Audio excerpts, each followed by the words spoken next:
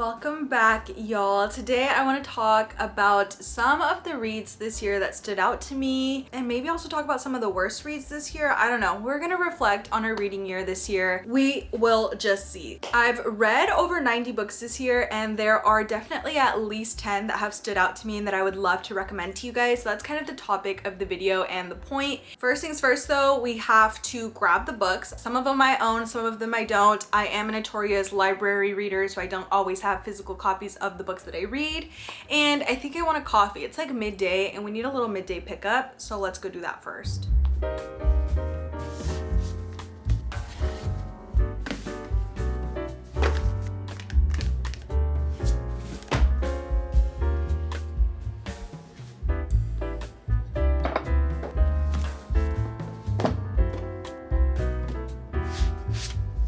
Lighting is atrocious because I'm facing like away from the natural lighting, but I finished picking out all the books I'm gonna yap about in a little bit, and now I'm at my little coffee station and we're gonna make a latte. So this is where we keep our ground beans. Is that what it's called? It's like an airtight container so they stay nice and fresh. We're actually running a little low, so probably gonna order some new ones in a bit. Oh my god, that's literally it. Hopefully that's enough for one coffee because I just poured them all out. This is also one of my favorite things this year. If we're reminiscing and reflecting on our year, this coffee machine has literally changed my life. I make lattes all the time now. I try to limit myself just because I don't love drinking coffee every single day, just because that's not the kind of person I want to be. There's no like real rhyme or reason behind that. I just don't want to like become dependent on caffeine or anything, and I honestly don't feel like I really feel caffeine most days. If anything, it's more of a placebo effect thing. So those are just the thoughts running through my head right now. But let me finish this up. I don't like this lighting for you guys, I'm sorry, and then we'll kick off the video. Okay, I'm back. Sorry if the lighting like changed a little bit. I fear the sun is not doing us any favors today, but I'm back. I have my latte. I made a caramel latte. I haven't even tasted it, so let's see. Could be sweeter. I also mixed two beans because halfway through grinding my grind, I ran out of beans, so I had to do decaf for the other half, and I think that's throwing it off a little, but that's okay. We're gonna manage. So I want to talk to you guys about the 10 best books that I read this year. I grabbed my piles. I also have a couple of honorable mentions, and then I do want to mention the worst books that I read this year, in my opinion. I was also gonna change the camera so I could have like a little mic, but that's too much work. So we're just gonna, work with what we've got. Let's dive right in. The first book that I wanna talk about is One Golden Summer by Carly Fortune.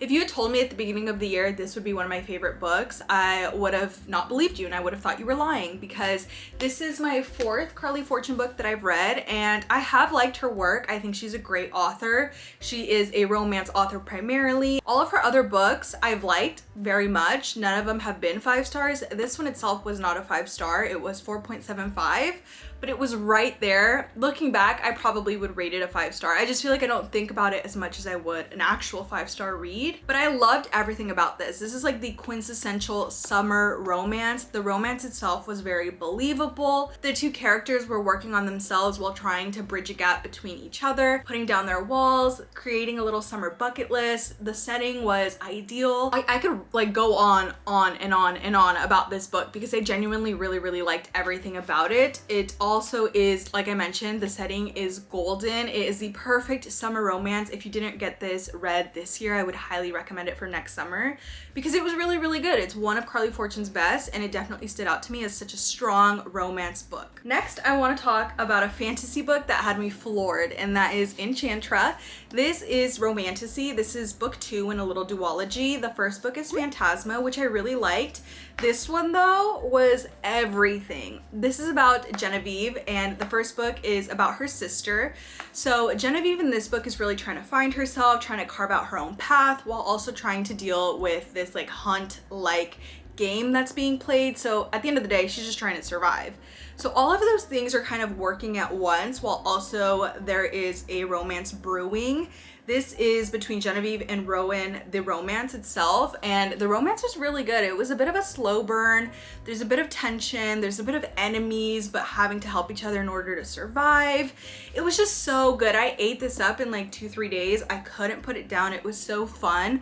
I highly recommend this duology specifically as a romantasy read. If that's something you guys are looking for, it just felt really fresh, really new. It took some risks, which I really appreciated. It felt different. And it definitely stood out to me. I still think about this book daily. That's a bit of an exaggeration, not daily, but I do think about it. It was really good. I also like how they had little like pets as, I don't know, they're not pets, they're like little people, no, they're pets. They're pets that like follow them around. Each sibling has a pet, and that added a nice little twist to the tale because those pets definitely have a lot to do with the plot. Yeah, it was really fun, and I genuinely would recommend this. It was such a good book.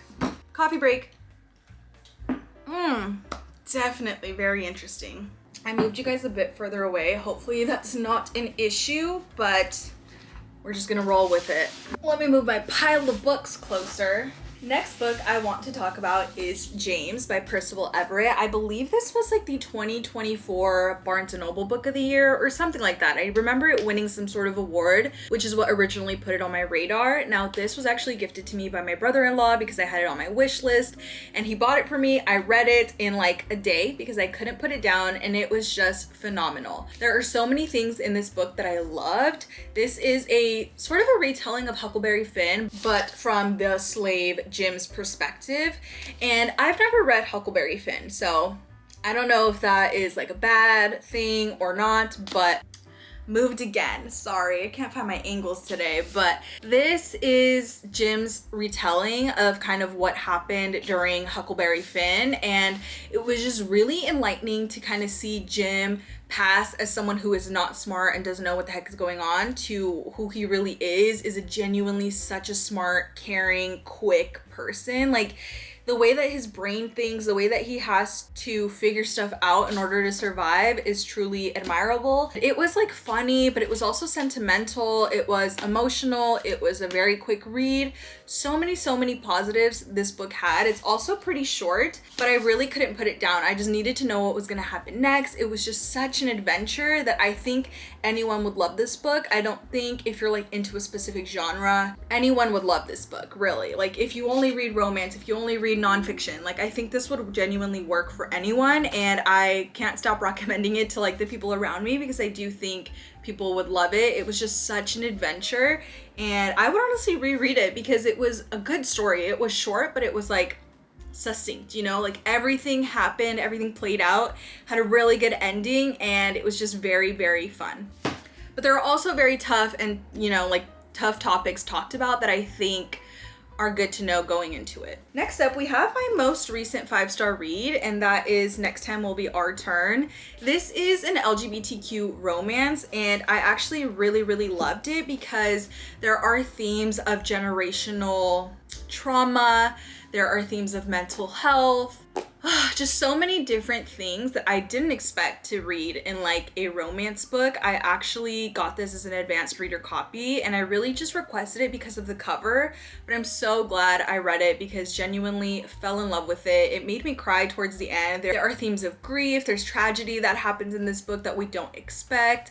Regardless, this is about Izzy, who is talking to her grandmother, and her grandmother, what was her name? Magnolia. Magnolia is basically retelling Izzy her life story and her love story, basically what made her the person that she is. And it was really enlightening. We learned so much. She takes us back to the beginning from when she was living in Indonesia, I believe, or Jakarta. She was raised in Indo-Chinese influence and parents, and she moves to LA and really kind of finds herself there, but still having ties in Indonesia.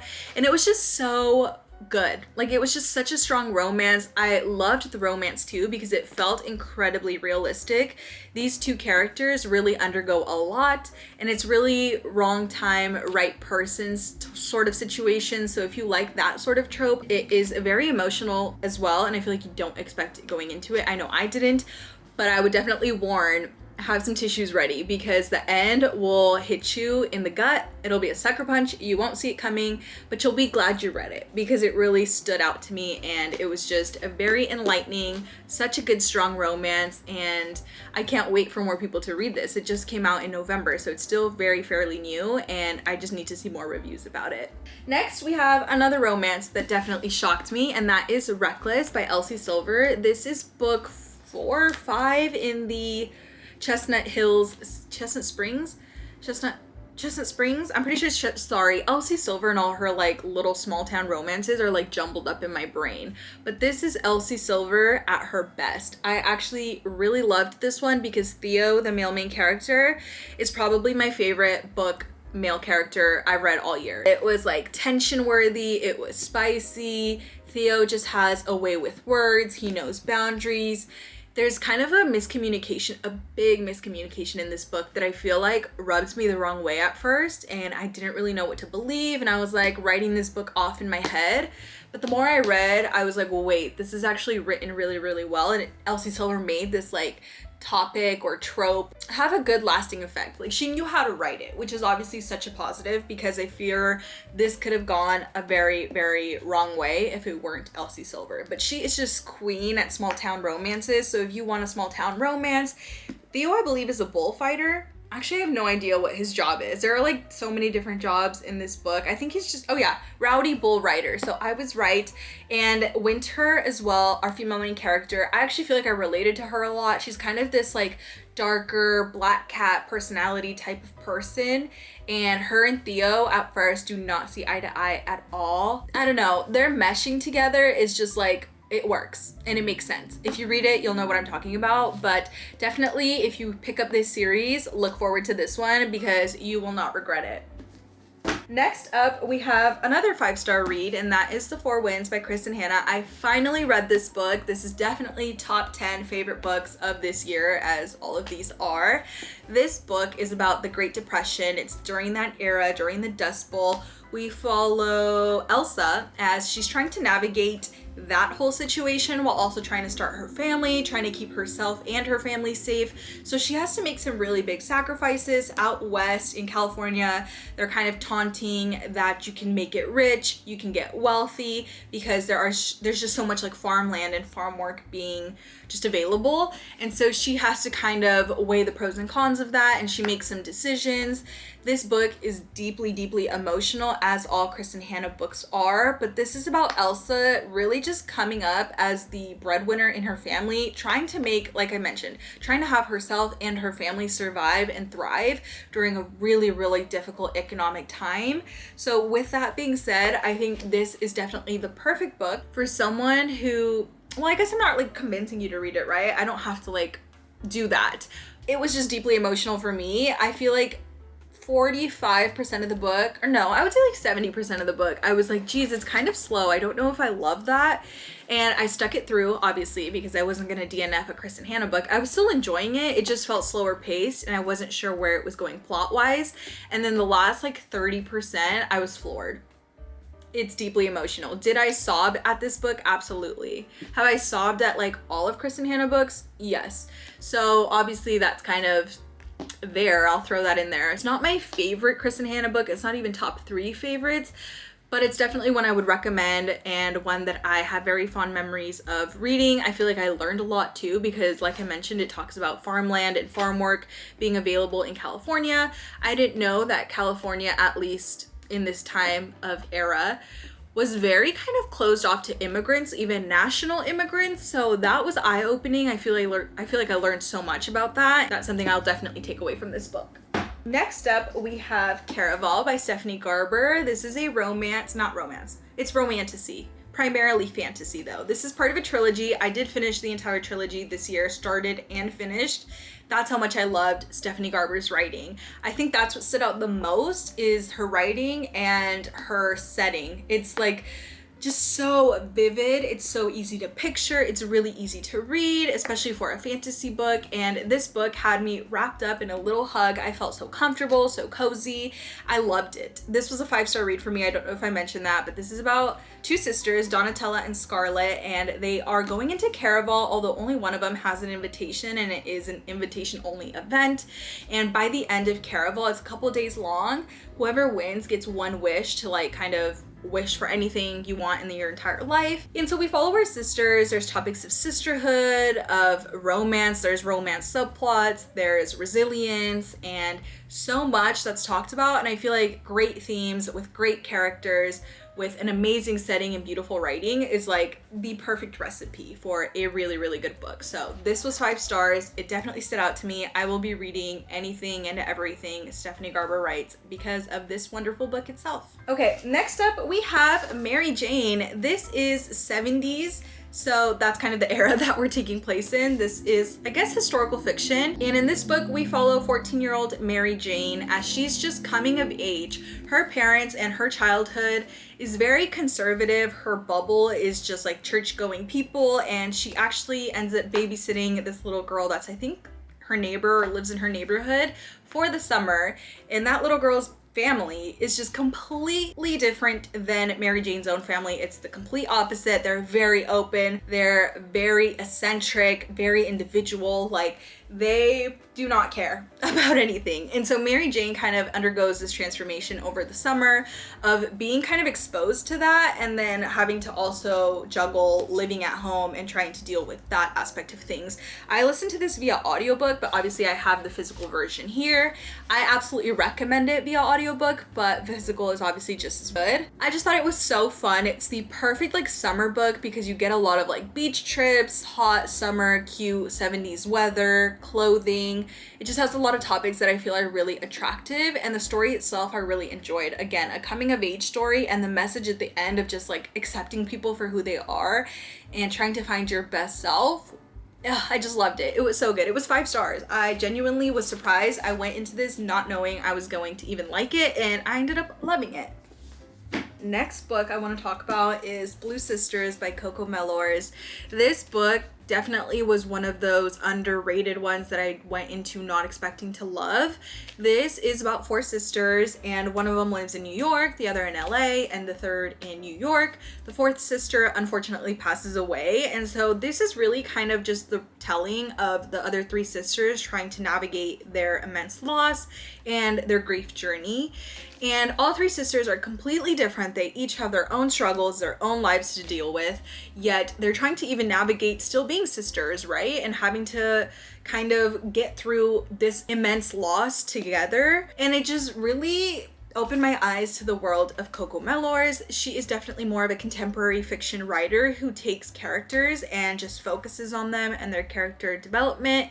This is not so much a plot book. Like, there's not much plot going on. It's really character driven, and I loved that. I don't know if that's typical of so many authors, but definitely with this one, I realized that I like books like this so much when obviously your characters are interesting. It's gonna make the book so much better. This book will show you that you really don't need like a crazy plot to have just a good story be told. I definitely was cheering for these characters. I felt for them. I was happy for them. I had all the emotions, and it was just really fun, very sad, but also just a journey seeing these 3 sisters trying to navigate their life and just be better for it. So definitely surprised me and is one of the best books that I read this year. Next we have one of my favorites all year. I read it in January, can't stop thinking about it. It's very popular now, and that is The Favorites by Lane Fargo. I'm pretty sure I read this in January and was my first 5-star read of the year, I'm pretty sure. This is about 2 hopeful Olympic figure skaters. It's a male and a female, and they both have a very toxic, obsessive relationship with each other. So the reason I say that is because this is not really a romance. I wouldn't characterize it as that. This is definitely more of a oh my gosh, I can't believe these two people are trying to be together. Let me sit down, strap in, and get ready for the ride, because it is a roller coaster. It is a journey. It is very chaotic. There's interview inserts in here which remind me of Daisy Jones and the Six, so if you like that, I think you would enjoy this.